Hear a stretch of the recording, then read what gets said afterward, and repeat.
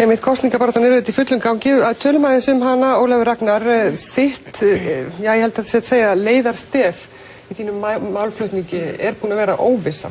Þú talar mjög mikið þá óvissu sem ríkjandi á Íslandi og okkur taldist til að þú hefur til dæmis sagt orðið óvissa og varað við henni eða nefnt hana 20 sinnum, hátt í 20 sinnum í 2 viðtölum.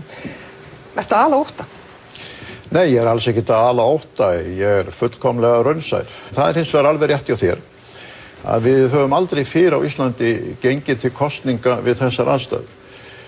Heildarendurskoðun á stjórnarskránni hefur verið sett á dagskrá, það verður þjóðaratkvæðagreiðsla suma þætti hennar nú í haust. Aldrei fyrr í sögu lýðveldisins hafa verið háðar forsetakosningar og svo þingkosningar eftir 10 mánuði eða svo, án þess að nokkur maður geti fullyrt hvernig stjórnskipun landsins muni líta út eftir 2-3 ár. Og ég fullyrði ekkert síður sem fræðimaður heldur en sem forseti að aldrei fyrr í sögu lýðveldisins hafa jafn mörg stórmál verið sett á borð óvissunar eins og nú. En það hefur oft áður ríkt óvissa ýmis mál og það mun væntanlega ríkja óvissa næstu 4 ár og eftir 4 ár þegar næst verður kosið forseta. Ertu með sömu rökum að segja að þú ætlar að bjóða þig aftur fram þá? Þannig að ef það ennþá svona mikil óvissa eftir 4 ára þá með sömu rökum býður þú þig aftur fram? Nei.